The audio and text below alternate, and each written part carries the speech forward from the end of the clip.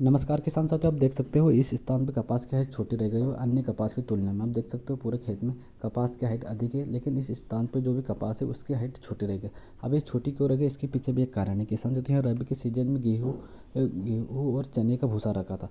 किसान साथियों, जो भी गेहूँ और चने का भूसा होता है उसमें CN अनुपात, कार्बन और नाइट्रोजन की अनुपात पाई जाती है। लेकिन जो भूसा होता है उसमें कार्बन की मात्रा अधिक पाई जाती है और नाइट्रोजन की मात्रा कम पाई जाती है। लेकिन जो भी सड़ाने गलाने वाले जो भी जीवाणु पाए जाते हैं या जो भी बैक्टीरिया पाए जाते हैं, वो क्या करते हैं, उन्हें कार्बन तो पर्याप्त मात्रा में मिल जाते हैं, लेकिन नाइट्रोजन की मात्रा नहीं मिल पाती उन्हें सड़ाने के लिए। तो वो क्या करते हैं, उस स्थान की जो भी मिट्टी होती है उस स्थान की मिट्टी से नाइट्रोजन को ग्रहण कर लेते हैं। जिसके कारण क्या होता है, उस स्थान पर जो भी गेहूँ का भूसा रखा है उस स्थान में नाइट्रोजन की कमी हो जाती है।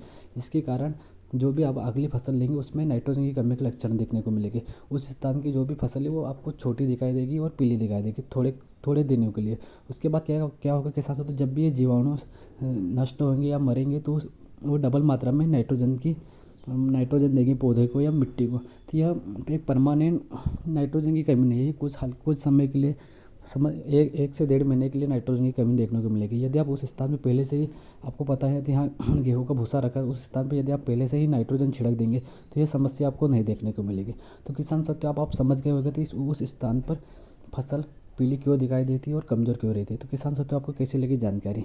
ऐसी खेती बाड़ी से जुड़ी जानकारी के लिए स्मार्ट फार्मिंग चैनल को सब्सक्राइब कर लीजिए।